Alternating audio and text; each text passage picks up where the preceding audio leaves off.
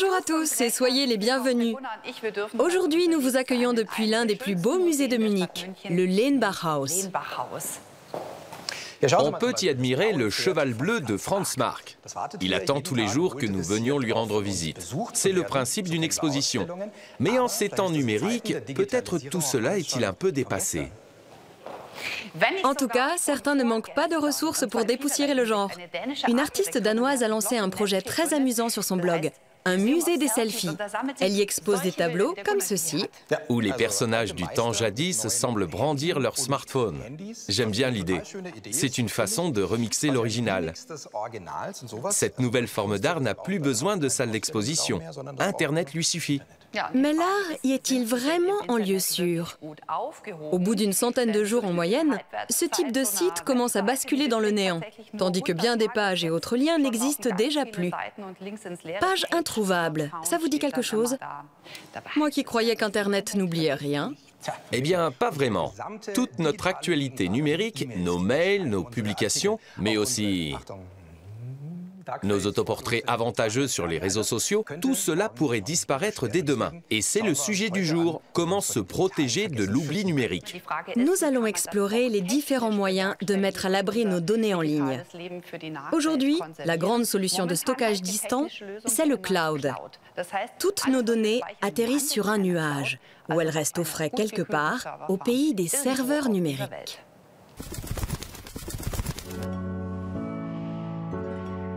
C'était le plus grand trésor culturel de l'Antiquité et l'un des plus fabuleux mythes de l'histoire de l'humanité, la bibliothèque d'Alexandrie.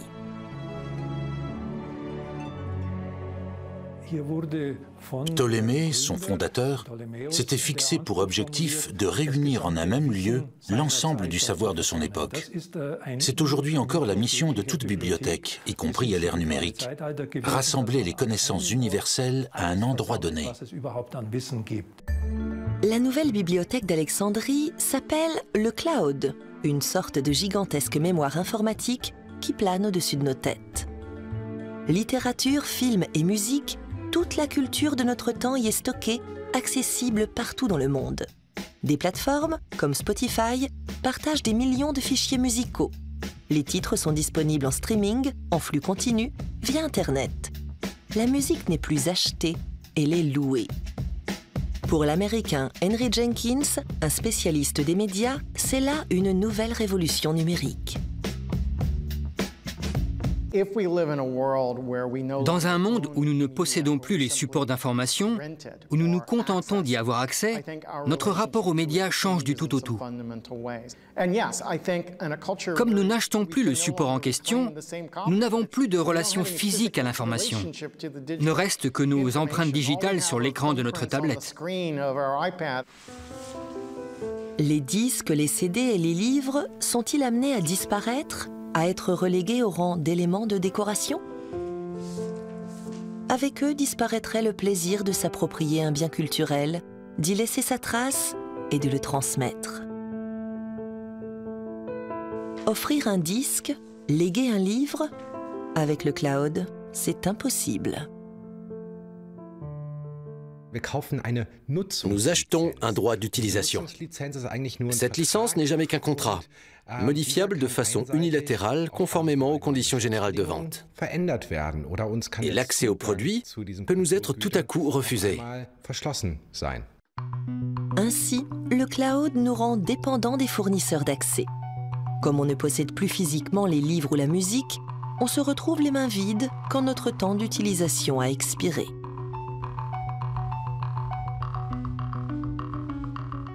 Prenons l'exemple des bibliothèques universitaires américaines.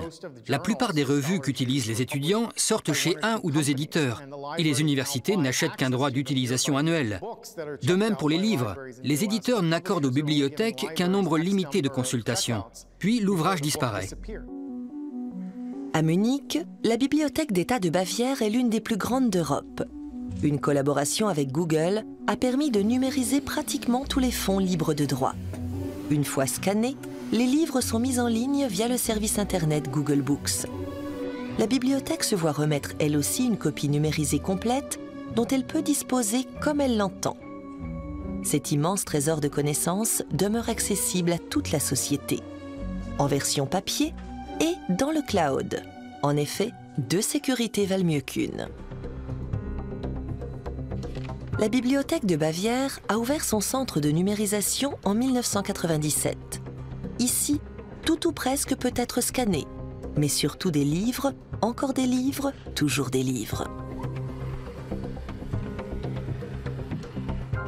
Le centre possède plus d'une vingtaine de scanners ultra sophistiqués qui mobilisent une équipe de graphistes, d'informaticiens, de techniciens, de photographes et de concepteurs de supports médiatiques. La dernière acquisition, capable de numériser 2 pages à la fois, cristallise les espoirs des bibliothèques. Parfois, la caméra à infrarouge agit comme un révélateur et met au jour de véritables merveilles.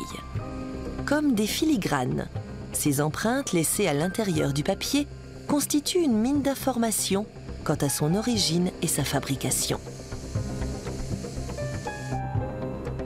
Le centre de numérisation munichois ne cesse de perfectionner et d'adapter ses appareils et n'hésite pas à partager son savoir et son expérience avec d'autres bibliothèques et instituts de recherche.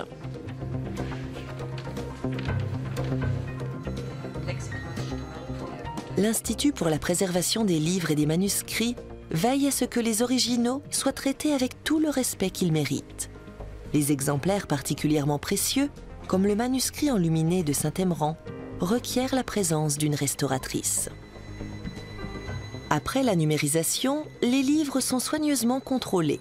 Jusqu'à présent, aucun dommage notable n'est à déplorer. Dans un premier temps, tous les scans sont stockés sur le serveur interne, puis au centre de calcul et de données de Bavière. Avant le stockage définitif des données, chaque page est soigneusement comparée et vérifiée. L'original et la copie doivent être rigoureusement identiques.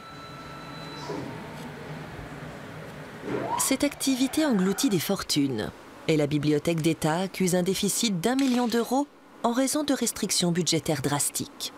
Elle a beau avancer que les seules matières premières d'Allemagne sont la recherche et l'innovation, l'argument peine à convaincre les politiques de la région.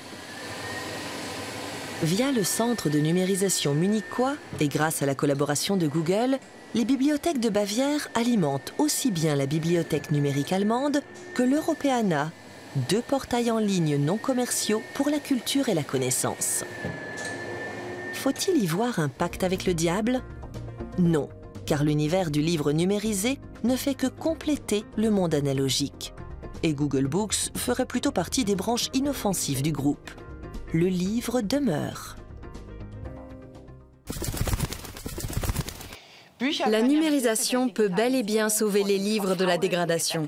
Avant que le papier ne tombe en poussière, une version numérisée de l'ouvrage est placée en sécurité dans le cloud. Et c'est là aussi que finira le selfie de Gunnar. J'en veux un moi aussi.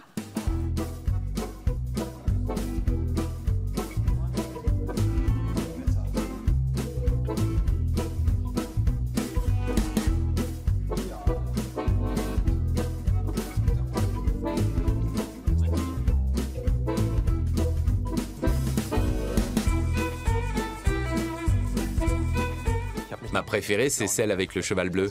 Vous voyez, on s'amuse bien ici. Au musée Lenn-Bauhaus de Munich. Très joli. Oui, c'est chouette. Nous allons rejoindre un spécialiste d'art numérique.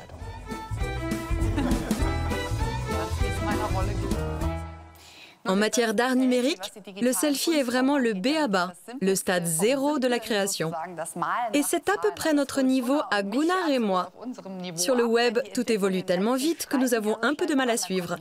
Ce qui n'est pas le cas de Dirk von Gehlen de la Süddeutsche Zeitung. Bonjour. Vous avez collecté des mèmes et les avez mis en ligne. Première question, c'est quoi un mème? Un mème, c'est l'art du détournement humoristique sur Internet. C'est une sorte de gag numérique repris sans que l'on en connaisse l'origine, qui se répand sur la toile sous de nouvelles variantes. Vous nous donnez un exemple? Il y a celui du cri de la chèvre. Le bêlement de certaines chèvres ressemble à s'y méprendre à un cri humain. Du coup, on peut s'amuser à faire ce montage.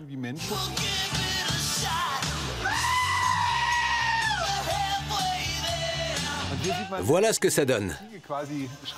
Les chèvres viennent faire les chœurs dans la chanson de Bon Jovi.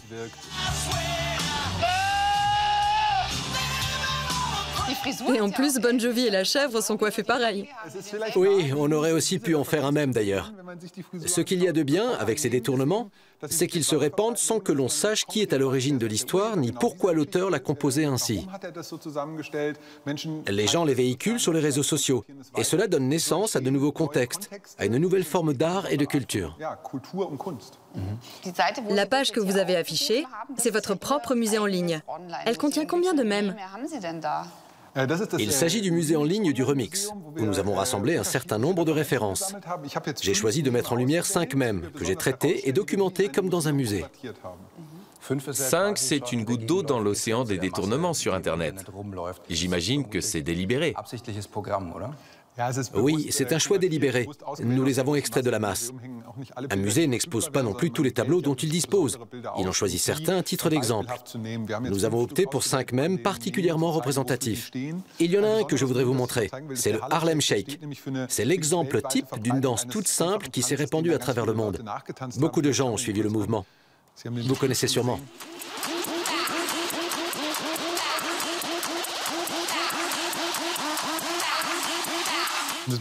Ce qui est remarquable, c'est que tout le monde reprend le mouvement. Les clubs de foot, les émissions de télé, ça crée un sentiment d'appartenance.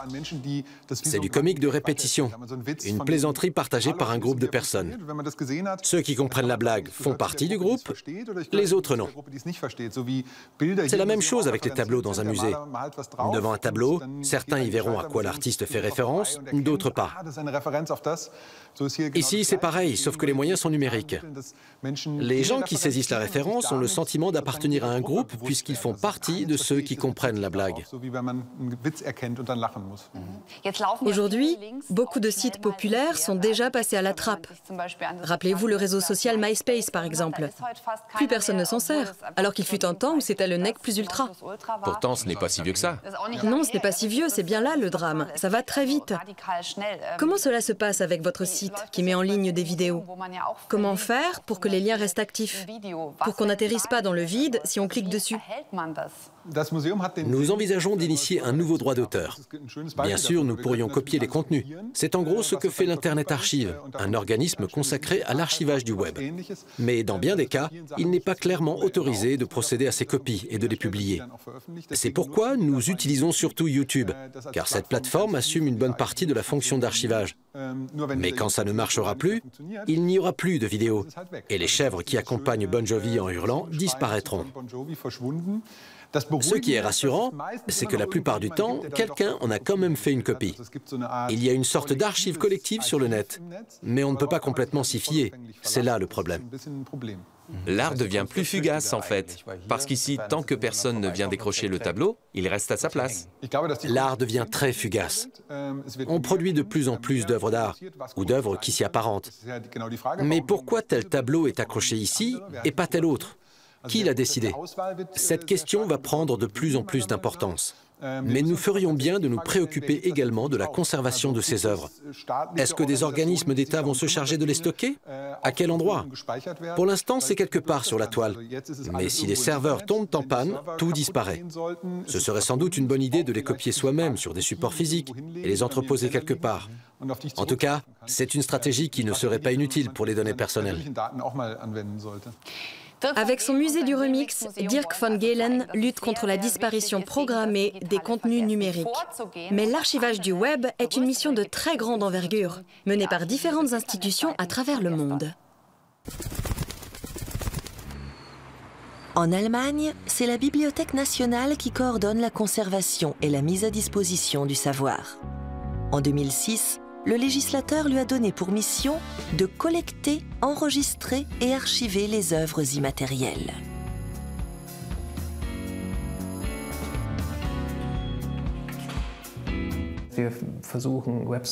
Nous sommes chargés de collecter des pages web d'institutions culturelles, d'acteurs politiques et d'autorités fédérales, actuellement sur une base trimestrielle, afin d'en archiver un extrait significatif.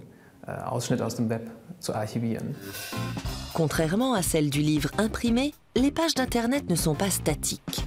Elles se modifient en permanence et sont capables de proposer des contenus différents en fonction de qui les consulte.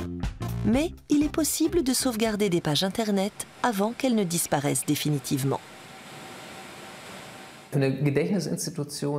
Pour une institution dépositaire de la mémoire collective, c'est très stimulant de parvenir à sauver des publications de l'oubli. Nous avons débuté l'archivage du web assez récemment et nous avons déjà quelques succès à notre actif.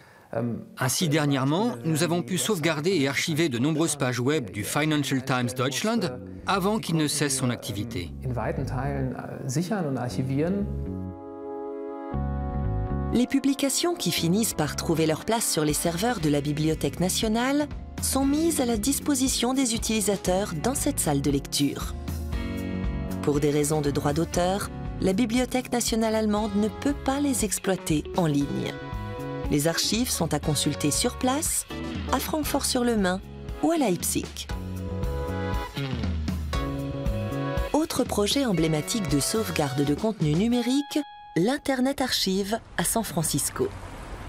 En 1996, Brewster Kahle achète une vieille église et se donne pour mission d'archiver le net et bien d'autres choses encore.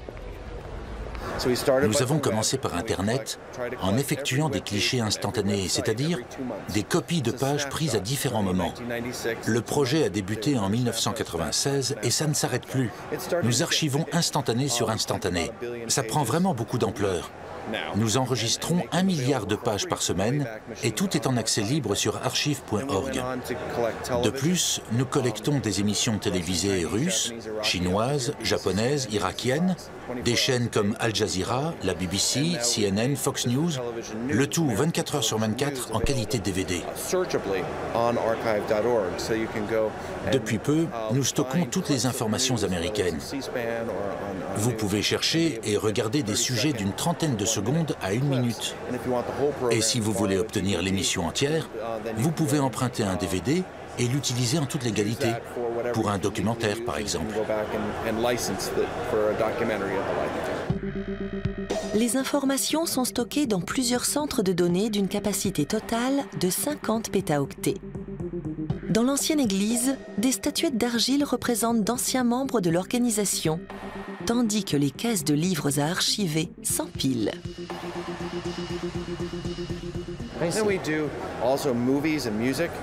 Nous archivons des films et de la musique. Et nous avons commencé à numériser des livres, environ 1 millier par jour. Nous disposons pour cela de 30 centres de scanners dans 8 pays et nous collaborons avec près de 400 bibliothèques. Ces livres sont accessibles en ligne. Mais pour les personnes dyslexiques, par exemple, il est aussi possible d'emprunter des tirages papier. Nous mettons tous ces biens culturels à la disposition des gens. Tel est l'objectif d'Internet Archive.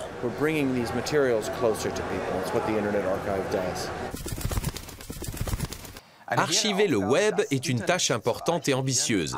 Mais il y a 2 ans, l'Internet Archive a tout simplement pris feu.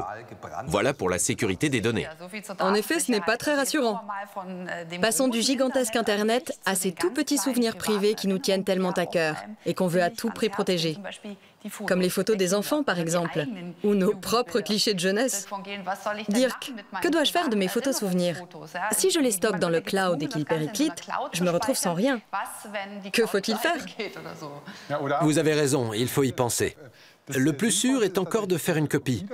En matière d'archivage, la copie a fait ses preuves. Et le meilleur conseil de sauvegarde que je puisse donner, c'est de garder 2 copies à 2 endroits différents. Parce que si je garde 2 copies au même endroit et qu'il y a un incendie, elles seront perdues toutes les 2. Il n'y a plus moyen d'échapper au numérique, à moins d'opter pour une forme de décroissance. Où en est-on de ce côté-là? Il y a bien des gens qui roulent encore en calèche, encore que ce ne soit plus aussi courant qu'il y a 200 ans. Je ne crois pas vraiment à un retour en arrière. Mais l'évolution veut que certains formats disparaissent. Vous avez sûrement sauvegardé les œuvres d'art de vos enfants sous un format qui ne sera peut-être plus opérationnel d'ici 10 ans. L'archivage des contenus est un processus continu et très éprouvant. Moi, je développe toujours les photos pour les ranger dans un album. On ne doit plus être nombreux à faire ça. Moi, je le fais. Oui, c'est très joli, mais en cas d'incendie, tout cela part en fumée. Du coup, ça a d'autant plus de valeur. Un jour, des gens gagneront beaucoup d'argent grâce à des technologies de conversion qui permettent de transformer un format dans un autre. Certains exploitent déjà le filon, en proposant de transférer vos films en Super 8 sur un autre support, par exemple. Le problème, c'est que nous faisons toujours comme si Internet n'oubliait jamais rien, alors qu'il faut se donner beaucoup de mal pour qu'il n'oublie pas. Belle conclusion. Je vous remercie. De rien. Merci beaucoup.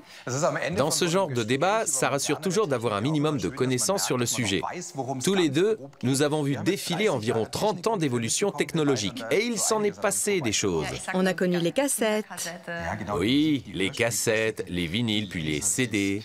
les disquettes, c'était pas mal non plus. Et les cassettes VHS. Vous vous souvenez? Et les films en Super 8 dont on vient de parler. Vous pouvez le constater, on en a vu de toutes les couleurs en l'espace de quelques décennies. Et les formats d'hier ne peuvent souvent plus être utilisés. Mais heureusement, il y a le Vintage Computer Festival qui se tient aux USA, mais aussi à Munich. D'anciens supports de données y sont en réanimation. En 1997, l'Américain Selham Ismail fonde le Vintage Computer Festival. Hans Franke en organisera le pendant munichois. L'objectif ? Tracer l'histoire de la technique et garder matériel et logiciel pour la postérité, comme d'anciens jeux sur ordinateur par exemple. En gros, tout ce qui ne trouve pas sa place dans les musées de la technologie. Michael Spindler, l'un des exposants, se bat contre cette obsolescence et procède au sauvetage d'anciens supports de stockage. Nous procédons de la manière suivante. Voici une ancienne disquette sur laquelle se trouvent 2 fichiers texte qu'il faut transférer sur un nouvel ordinateur afin de pouvoir travailler dessus. Sur le nouvel ordinateur, j'ai une fonction capable de transférer un programme vers l'ancien. Et ce programme me permet de lire la disquette et de copier son contenu sur le nouvel appareil. On rencontre ici notamment des amateurs de jeux vidéo comme Norbert Kehrer. Quand il était petit, cet Autrichien adorait jouer au jeu d'arcade Asteroids. Aujourd'hui, comme les consoles originales sont devenues rares, il a tout simplement reproduit le jeu. Je joue à ce vieux jeu vidéo qui date de 1979 sur mon ordinateur portable. C'est une émulation du jeu original. Du point de vue du déroulement et de la sensation, c'est exactement la même chose que sur les bornes d'arcade. Voilà, je viens de perdre ma dernière vie, mon dernier vaisseau spatial plutôt. Et je pourrais m'inscrire dans la liste des meilleurs scores. Rainer Krapol, lui, collectionne, restaure et répare des bornes d'arcade. Notre plus gros problème, ce sont les tubes. Parce que ces tubes cathodiques n'étaient pas prévus pour durer aussi longtemps. Il faut beaucoup de temps pour les réparer. Quelquefois, par mesure de précaution, nous changeons des pièces fragiles, comme les condensateurs électrolytiques, car ils se dégradent même si on ne s'en sert pas. Arrive un moment où ces machines vont définitivement rendre l'âme. Pour que la partie continue, il faut alors trouver moyen de reproduire le fonctionnement de la machine. Et pour cela, il existe un logiciel. Il s'appelle MAME. C'est un émulateur qui sert à reproduire le matériel d'origine, à refaire le programme. La puissance de calcul des ordinateurs modernes est si grande qu'elle permet de reproduire fidèlement les appareils d'antan, mais sous forme de logiciel plutôt que de matériel. Et si on a encore les CD-ROM, c'est-à-dire les jeux d'origine, on peut vraiment jouer sur MAME comme sur sa console du temps jadis. Voici comment ça marche. Un logiciel effectue l'émulation de l'ancien matériel, c'est-à-dire qu'il le copie de manière à le faire fonctionner sur un nouvel ordinateur comme une application. MAME a été mis au point en 1997 et peut simuler presque parfaitement plusieurs milliers de consoles. Les jeux vidéo font partie des premières marchandises numériques de masse. Mais si nous parvenons à les conserver, nous pourrons préserver tout ce qui est numérisé, comme les films, les vidéos ou les photos, puisque la base technique est quasiment la même. Cette émission nous aura appris une chose primordiale. Nous commençons tout juste à comprendre qu'il est important de transmettre notre culture numérisée aux générations futures. Mais si nous voulons que notre présent ait un avenir, encore faut-il que les institutions et entreprises dépositaires de la mémoire nous en donnent les possibilités techniques et juridiques. Elles ne sont pas les seules à devoir s'impliquer. Nous confions aussi des pans entiers de notre vie au numérique. Et il faudra les mettre en sûreté, sinon il ne restera pas grand-chose de nous pour la postérité. Avouez que ce serait quand même dommage de retomber dans une sorte d'âge des ténèbres. C'est ainsi que l'on décrit parfois une ère comme le Moyen-Âge, par exemple. Un temps où il n'y avait pas assez de sources écrites ou de découvertes archéologiques permettant d'établir les faits avec certitude. Donc, ce n'est peut-être pas si mal d'avoir tendance à tout imprimer, à tout conserver. Et à tout encadrer. Joli, non? C'est notre œuvre du jour. Si tu as la place, allez, on y va. De toute façon, elle n'en fait qu'à sa tête. Je n'ai pas la place. Mais vous pourrez peut-être l'accrocher? Salut! On peut même créer son album photo-papier en ligne. Mais oui, C'est rudement pratique. moi j'achète encore des disques. C'est bien ça.